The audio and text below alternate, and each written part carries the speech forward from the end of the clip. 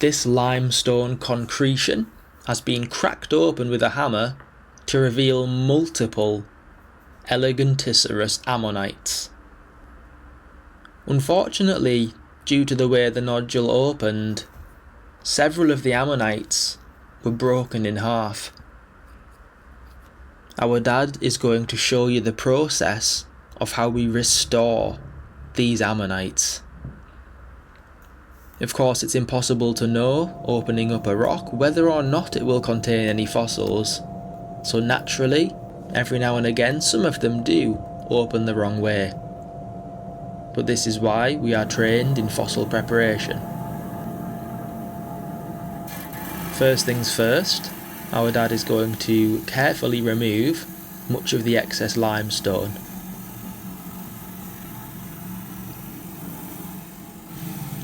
Once we have removed as much as we need to, we can then reattach the remaining pieces of the ammonite to the actual main fossil block itself.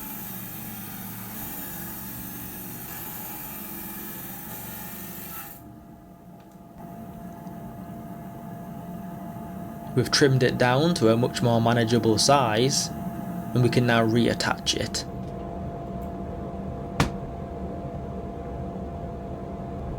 Once reattached, we can then begin removing the limestone, and we will quite quickly begin to see just how intact these ammonites are. This is a really satisfying process, and the result that we achieve potentially will be absolutely incredible.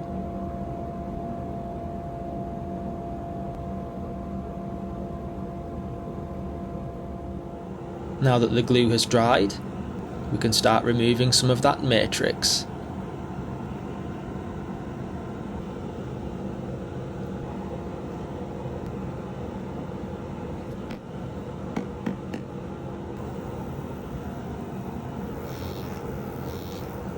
The limestone is relatively soft, and the air pneumatic pens have no problem working their way through this material.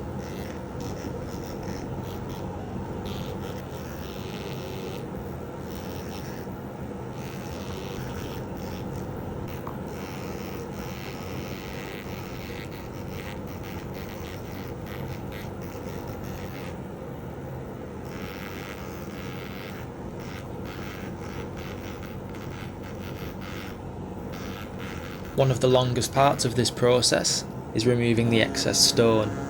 That's why we started off with the saw, to remove as much as we safely could.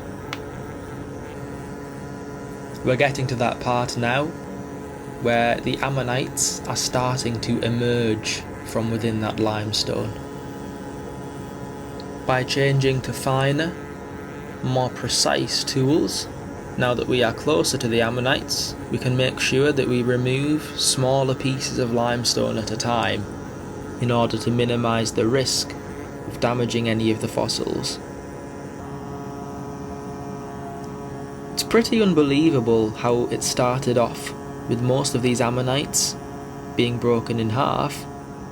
However, after the preparation work so far, they look completely untouched and brand new. Our dad is going to apply some finishing touches to the matrix, and then we will have a look at the finished result of this specimen.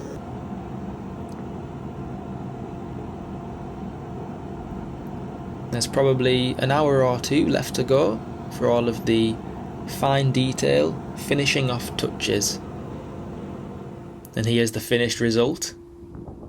The ammonites are sat on a small pillar of limestone. Quite a different touch to usual, but I really like it. Let us know what you think about this finish down in the comments below. As you can see, the ammonites are now perfectly intact, with no indication whatsoever that they have been restored.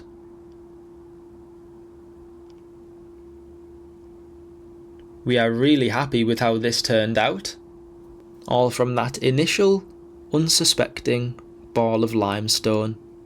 to think that this many Ammonites were preserved together is truly unique.